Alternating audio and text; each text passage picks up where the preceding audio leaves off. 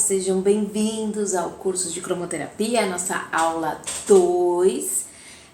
Eu ia começar a falar das cores, mas eu estava mexendo nos papéis meus aqui, numas apostilas, e eu achei algumas coisas interessantes sobre a história da cromoterapia.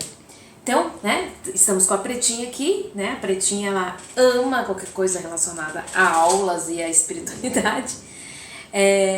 Então, eu trouxe algumas coisas, eu fiz um resumão aqui, mais ou menos, que eu acho que são coisas legais pra gente trazer para vocês nesse curso de cromoterapia, tá? Como eu falei, a cor ela sempre teve importância fundamental para grande parte dos seres vivos. Então, assim, a cor sempre foi importante, seja ela para um quarto, para uma sala, seja ela para uma roupa, qualquer coisa, a cor ela é importante, Então a gente vai adentrar um pouquinho sobre a história da cromoterapia. Lá na primeira aula eu falei um pouquinho, falei bem pouco, sobre a cromoterapia, e se vocês ouvirem alguns miados de gato é normal, porque eu tô 1000 gatos na minha casa, eu tenho 9 gatos, e às vezes eles querem entrar aqui. Então a gente vai falar um pouquinho sobre a história, tá? O tratamento pela cor, ele era utilizado pelas civilizações antigas. Lembra que eu falei que há muitos anos a cromoterapia ela existe no nosso mundo, Então ela era utilizada pelas civilizações antigas do Egito, tá? Arqueólogos encontraram outros templos construídos de tal forma que os raios do sol retratavam as cores do arco-íris nas salas, Então essas cores do arco-íris recebiam a cor necessária para o restabelecimento orgânico. Então vejam lá no Egito, quando surgia os raios de sol, dentro desses templos, então retratava as cores do arco-íris nas salas. Então eles já faziam esse trabalho lá muitos anos atrás. Os egípcios construíram a cidade colorida, que se chama Heliópolis, que na verdade é uma cidade da luz, onde as cores também eram aplicadas nos tratamentos de saúde. Para Pitágoras, a luz seria um tipo de raio emitido pelo olho que iria até o objeto. A visão seria a sensação semelhante ao tato. Olha que interessante, tá? Eu vou ler um pouquinho aqui, porque tem algumas coisas que é impossível gravar nesse cabeção. Eu não sou igual o Pai Léo, que tem uma enciclopédia na mente, Então eu fiz um resumo aqui desse estudo. Epígoro diz que a luz seria medida por uma fonte e refletida pelo objeto, e então penetraria no olho. Bartolomeu fazia medições de trajetórias de raios luminosos e criava as bases, Olha que demais. Para o conhecimento das leis da ótica, estudados no meados do século XVI, do século XVII, por matemáticos, físicos e astrônomos europeus. Então você vê, lá no século XVII, esse estudo já era era muito grande para os estudiosos daquela época sobre a força, da luz, qual que é a importância das cores, para o nosso organismo e para a nossa vida. Aí nós vamos entrar em alguns nomes aí conhecidos. O Leonardo da Vinci, que é esse aqui que vai mostrar aqui do lado, ele dizia que a cor é resultante da luz que incide sobre o corpo e não uma característica do corpo. Olha que interessante. As cores do corpo se modificam de acordo com as mudanças da luz que os atinge. O branco e o preto não são cores, Nós vamos aprender aí a decorrer das cores que o branco e o preto, não são cores. Cor é um fenômeno subjetivo, pois depende do olho que observa o objeto. O Isaac Newton, que é esse aqui também que vai mostrar aqui, em meados do século XVII, voltou a ótica como ramo da física, fazendo a luz comum passar por um cristal com forma de prisma e assim reproduzindo o arco-íris. Descobriu também uma técnica para determinar o comprimento de ondas de cada cor e verificou que a luz branca é formada por porcentagens diferentes de cada uma das 7 cores identificadas no arco-íris. E quais são essas cores? O vermelho, o verde e o violeta, eles vão constituir cada uma perto de 16% do espectro luminoso. O azul e o amarelo constituem cerca de 15% cada. O alaranjado e o anil, 90% cada. Considerava que a luz é formada por partículas que se movimentam no espaço. Isso o Isaac Newton que falou. O Heinrich sustentava que ela consiste em ondas, como as que uma pedrinha forma ao ser jogada na água, transmitidas com grande velocidade. As duas teorias, deles são super verdadeiras, sendo uma forma de energia emitidas pelos átomos de uma substância que recebe uma sobrecarga energética. Olha que interessante como esse estudo já é antigo, sobre as cores, O Einstein, ele também fez experiências cromáticas com alguns importantes resultados. O Dr. Max, ele é um cientista que trabalha nesse mesmo campo e ele também estudou as cores, tá? Então ele começou a estudar as cores preferidas das pessoas e ele concluiu que na reação dos indivíduos as cores há significados que transcendem as diferenças culturais e são profundamente enraizadas. Ele também comprovou que a preferência de cor pode indicar o estado mental de uma pessoa, bem como algum possível desequilíbrio glandular.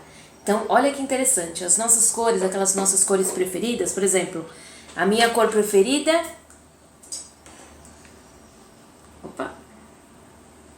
é o azul. Então, o azul ele pode trazer muito da minha personalidade, Pode trazer também muito do meu desequilíbrio. Então, olha que legal, conforme a gente vai estudar as cores, nós vamos começar a entender algumas coisas nossas mesmo, do que nós somos. Olha que interessante, E outro estudo que ele fez também, ele diz que mesmo as pessoas cegas são afetadas pelas cores. Olha que interessante.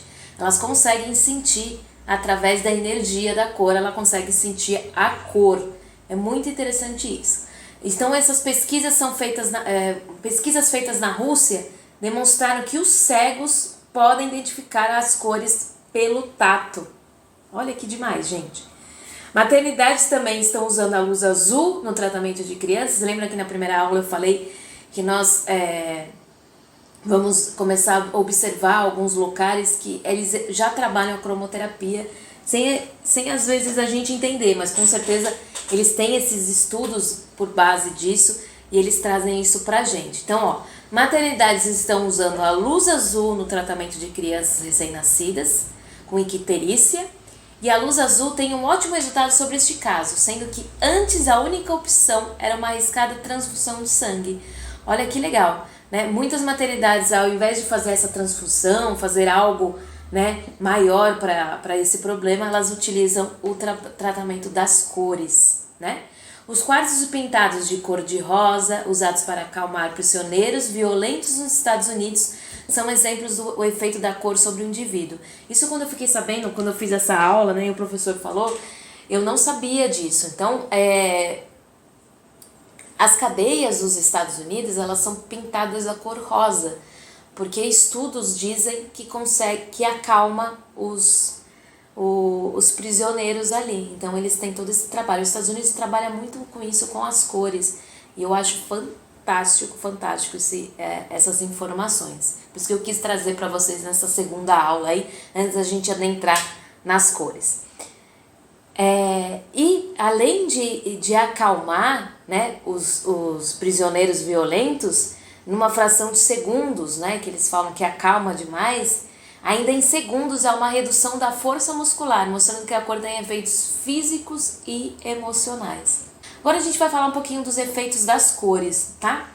O efeito das cores físicos. A existência de uma cor implica a existência da luz, com determinadas características de onda e de substâncias cuja composição química favoreça a absorção ou reflexão dessa luz. Então vamos lá. Emocionais. As diferentes cores impressionam de modos diversos nosso sistema nervoso, criando estados emocionais diferentes, tá? subconscientes. Ao fixar a atenção em uma determinada cor, desencadeamos processos inconscientes de controle das funções orgânicas que essas cores evocam. A cromoterapia é uma técnica, como eu falei, né? Ela é uma técnica suave que visa reequilibrar a dinâmica da energia do nosso organismo. Por isso que eu falo que a cromoterapia é uma simples luzinha, uma simples roupa que nós utilizamos. Ela funciona demais no nosso dia a dia e eu espero muito que vocês nesse curso, vocês começam a utilizar no dia a dia de vocês a energia das cores. É tão gostoso, gente. Eu amo. Cada vez que eu estudo, cada vez que eu leio mais sobre as cores, eu fico fascinada no poder. A pretinha, ó, a pretinha, ela ama a cromoterapia, por isso que ela tá aqui com a gente. Outra coisa legal pra gente dizer assim, quando existe algum tipo de lesão, né, de agressão ou uma lesão grave, é necessário atuar diretamente na correção desse problema, tá? Serve para tornar o organismo mais receptivo e aumentar sua resposta às outras medidas terapêuticas necessárias ao caso. O uso isolado da cromoterapia só é aceitável e eficiente quando os objetivos são a prevenção de doenças. Lembra que eu falei na primeira aula que a gente nunca pode colocar a cromoterapia como o único tratamento dentro de alguma doença, dentro de algum problema. A gente precisa ter sim a visão do médico, né? Do médico, se tiver que tomar alguma medicação, a gente não pode tirar. Mas ela pode ajudar na prevenção de doenças. Então, eu quero prevenir um câncer, sei lá, você pode utilizar uma cor que pode ajudar a prevenir isso dentro do seu organismo, tá? Como a gente falou, né? A cromoterapia é suave, então ela vai te trazer esse equilíbrio, né? Ela vai trazer, vai reequilibrar os nossos organismos, a energia do nosso organismo, então ela é muito boa para isso, então a gente tem que sempre fazer, sempre que possível, tá? Quando existe algum tipo de agressão ou lesão grave, é necessário atuar diretamente na correção deste problema. E ela serve também para tornar o organismo mais receptivo e aumentar sua resposta às outras medidas terapêuticas necessárias ao caso. Então eu espero que vocês tenham gostado dessas curiosidades sobre a cromoterapia, né? Hoje vocês veem que desde lá do século XVI, século XVII já existem estudos, né, sobre o poder das cores e a gente vê como ela faz parte do nosso dia a dia há tanto tempo e a gente não percebe. Então essa foi a nossa segunda aula, espero que vocês tenham gostado e nas próximas aulas nós vamos entender um pouquinho de cada cor, tá? Nós vamos falar sobre as cores quentes primeiro, aí depois na outra aula sobre as cores frias e assim vai o nosso curso de cromoterapia. Espero que vocês tenham gostado, né? Trouxe essas informações. Eu falei que eu não ia adentrar um pouco muito da história, mas eu estava olhando nas minhas apostilas, eu achei super interessante trazer um pouquinho disso para vocês verem como a cromoterapia não é algo de hoje, né? A cromoterapia ela é hoje conhecida, né? Muito nos terreiros, nos centros, né? Mas você vê quantos anos e anos que não tem esses estudos da cromoterapia e como a gente vê que a cromoterapia ela está no nosso dia a dia o tempo inteiro, seja num hospital, seja num velório, como eu falei na primeira aula, seja numa roupa, seja num consultório, seja num fast food, num restaurante, numa clínica de estética, enfim. Em tudo na nossa vida a cromoterapia ela faz parte e a gente tem que sim trabalhar isso e ensinar as pessoas do poder das cores e o poder dessas luzes aqui, ó, que só nos ajuda a nos tornar pessoas mais equilibradas e cada vez melhor. Um beijo! E até a próxima aula.